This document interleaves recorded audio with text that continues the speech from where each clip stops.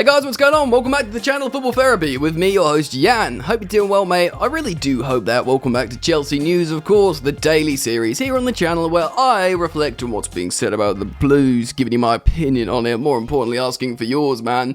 N'golo Kante has rejected a contract at Chelsea. What's going on there? We're going to talk about that a little bit. Todd Boehly has pleaded Callum HudsonOdoi not to take a permanent transfer out as he's got big plans for his future.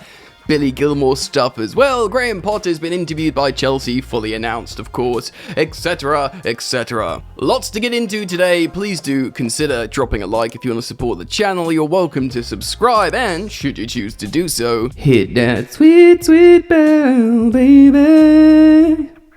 Alright then, let's get into it. Starting off with some younger players, I do want to talk about Callum HudsonOdoi. This sort of coincides with Todd Boehly long planning for Thomas Tuchel's exit and thinking, he's not the guy, he's probably going to change soon. When Callum HudsonOdoi went off to Bayer Leverkusen, I'm sorry, Boehly had a meeting with young Callum HudsonOdoi to say, look mate, only go on a loan, don't take an option to buy, trust me, we've not forgotten about you, and things may change. I'm not saying Boehly got in HudsonOdoi's ear and says, look, we're going to sack Tuchel, mate. Don't worry about it. By the time you come back, Graham Potter will be in, a coach who probably suits you a lot better. I'm not saying that at all.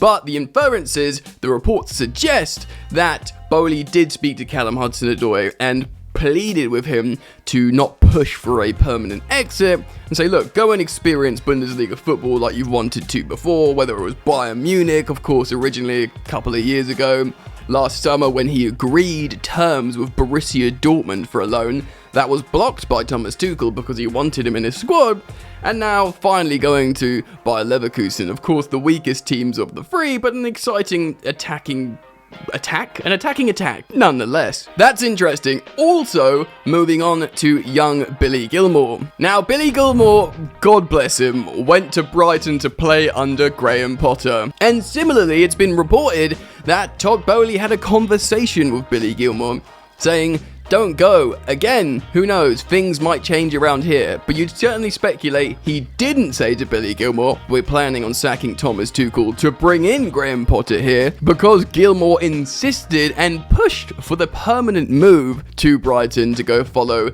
other academy graduate Levi Colwill. Although he did buy Billy Gilmour from Rangers, I think he still joined the academy late. Still, you gotta feel bad for the kid. Boehly did try and get him to stay, but he pushed for it, and with everything going on, it just had to happen.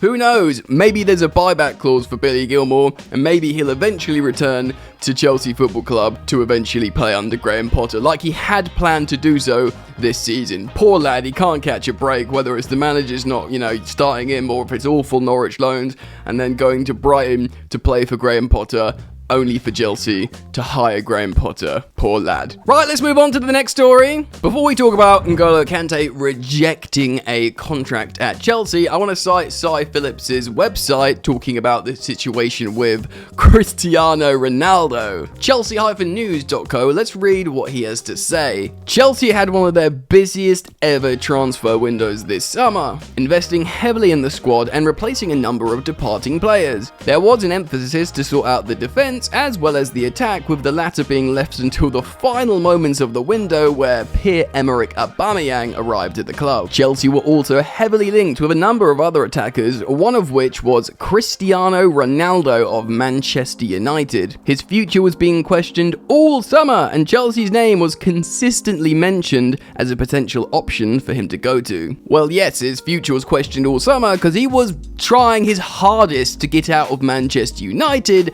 using his agent George Mendes to be like, bro, just get me out. Get me out of here. Any Champions League team. Dude's 37, he wants to score more Champions League goals before he retires, and you can understand that looking at Erling Haaland, who's like 22, and is absolutely soaring in the Champions League in terms of stacking up those numbers. Haaland will take Ronaldo's record in the Champions League.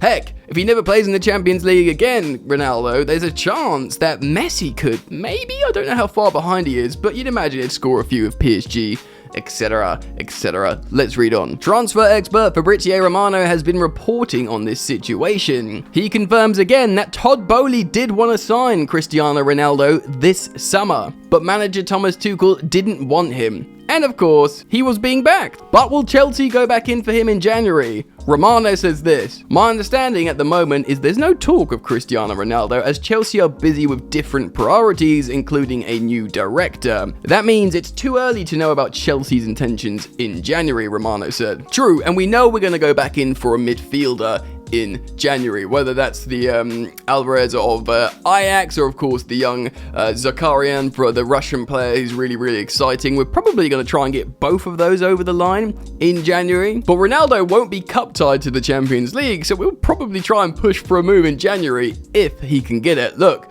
you know my stance, many of you. I did not want Cristiano Ronaldo. I don't think it's conducive to a good team setup, and to be honest, you'd think, like Thomas Tuchel, I think Graham Potter would share the same opinion on that, as in, don't go for Cristiano Ronaldo. Quote from Fabrizio Romano: "As I said in my recent YouTube video, Todd Boehly wanted Cristiano Ronaldo, but Thomas Tuchel was very clear on more than one occasion that he had no intention to go for Cristiano Ronaldo. He was offered to Chelsea, but also Bayern Munich and Atletico Madrid. No one wanted Cristiano Ronaldo. Many of you will be massive Ronaldo fans, fair enough, an absolute icon of the game, but you can understand at this point why it doesn't make sense, certainly at this high level, to sign Cristiano Ronaldo. Maybe at PSG in, Liga, he could just do bits in that league, combining with all the superstars up front. But in terms of like a Premier League team, I wouldn't endorse it personally, although Todd Boehly seemingly would. It sounds crazy to me. Feel free to comment all your thoughts, feelings, and opinions on that down below as we move on to the next and main story of today's video, the N'golo Kante situation. Right, so we're going to be citing David Ornstein's column on The Athletic, giving a full update on the N'golo Kante contract situation. Kante's not accepting Chelsea contract offer. The new ownership at Chelsea have made their most contentious decision to date last week, when Thomas Tuchel was relieved of his duties as head coach and quickly replaced by Graham Potter. There will be many other significant calls ahead for the Todd Boehly-led consortium as they settle into Stamford Bridge, and one of the more pressing relates to the future of midfielder N'golo Kante. Since joining Chelsea from Leicester in 2016, Kante has continued to achieve extraordinary success for club and country. When they say among, if they're talking the kind of like profile of player, he's not among. He absolutely is the best, of course, when fit and in form. However, the 31-year-old France international has entered the final 12 months of his contract, and unless there is progress in talks over an extension, Kante will depart as a free agent next summer. Conversations have been taking place since 2021, and the previous regime were proposing fresh terms spanning 3 years, plus an option for a fourth. Hold on, the previous regime, so the Roman Abramovich regime, was going to give a 4-year deal to a 31-year-old midfielder. That, by the way, relies on his engine covering loads of grass. That, by the way, has also endured profound injury issues for the last 3 years. That makes no sense. Prior to all the negotiations halting when the UK government imposed sanctions on Roman Abramovich, which of course heavily impacted Chelsea. Following the American-backed takeover, discussions could resume, and in August, it's understood Chelsea tabled a verbal offer to renew Kante's deal for 2 years, with an option of adding a third. The player, though, is presently unwilling to accept this and will be looking for a greater duration. Now, humble little Kante still drives his Mini Cooper, etc. Probably doesn't ask for much, though he has been like our highest paid player for a long time, or certainly up in the top 3. Bro, beloved Kante, what are you doing, mate?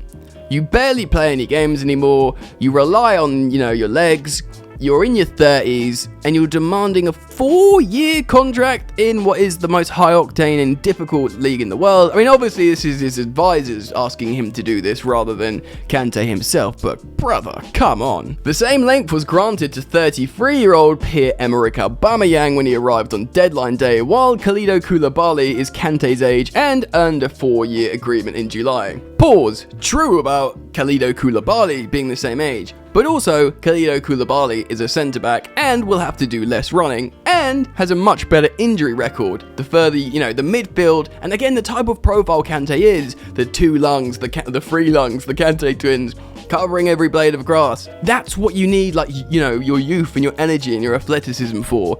A centre-back doesn't have to do as much as that. And again, injury records, you compare Koulibaly over the last few years and Kante, of course it makes sense to give Koulibaly it and not Kante. And by the way, Kante would demand more wages. Do the math here, people. Tuchel suggested Kante's injury rate was a factor in deliberations about whether to award the deal he expects. Despite recording 42 appearances last season, the Frenchman's time on the pitch was limited. He has also missed 5 of a possible 7 games in this current season. The counterpoint is that when Kante does feature, 262 times since moving, he tends to shine. Whoa, 262 appearances? Wait, is there a lot? Maybe it's not a lot. In August's victory away to Everton and then the home draw against Tottenham, he was one of the standout performers. In Kante's absence, there has been 3 defeats and Tuchel was sacked. Kante could hardly be more popular at Chelsea, which is why they want to prolong his stay. He is very happy representing them and was ready to finish his career there. For that to happen, the situation will need to be resolved and the lines of communication between all parties remain open. So off the bat here, couldn't we do more of these, like, performance-based incentives? Like, yes, you can have this long contract, but you only get paid this amount if you actually play the games, bruv. If you're always injured, we're not going to pay you silly money for years. It's just not fair. The regard in which Kante is held across the sport seems to not have diminished, and if he leaves, a host of leading teams are likely to battle for his services. It's said that 2 English shooters, as well as one in each of Spain, Germany, and France, would look to pounce should he become available. You just know one of those English teams would be Antonio Conte's Tottenham. I just know it would be. Kante, of course, has won loads of trophies. He won the title, the fairy tale title with Leicester, straight away with Chelsea when he switched, the FA Cup, he's, Champions League, Europa League, World Cup with France, etc., etc. He's a superstar. If he can agree to some sort of contract where it's appearance-based, then I'd fully endorse it. And it's nice that he wants to retire at Chelsea and, sort of become one of these understated Chelsea legends, perhaps not the biggest character, but a massively great performer on the pitch. I'll be really keen to hear your thoughts, feelings, and opinions on this. Of course, as well, Graham Potter's done an interview with Chelsea at Cobham. There's not really much to report on. It's pretty generic. It's him talking about, his journey in football and excited to manage at Chelsea. So there's really nothing to, analyze or overanalyze there. It is exciting and intriguing. Of course, he's a very intelligent man, Graham Potter, and he's got a emotional intelligence master's degree, which I find really, really intriguing. But I'll put it out to you guys. Comment down below on everything I've spoken about. Consider dropping a like and subscribing, and I look forward to seeing you guys very, very soon. Peace. You ain't so tough with that bad boy tuck. I'ma get it how I'm living, I'ma walk the walk. Outline my lines, I rap through thought. Body bag the verse, outlined in chalk. In my life seen trouble, hustle on the double. Silence on the trigger like my pick got a muzzle. Yo, chick like to guzzle, bad boy stay in trouble. I only love this paper, sorry I don't. I laugh me, bitch.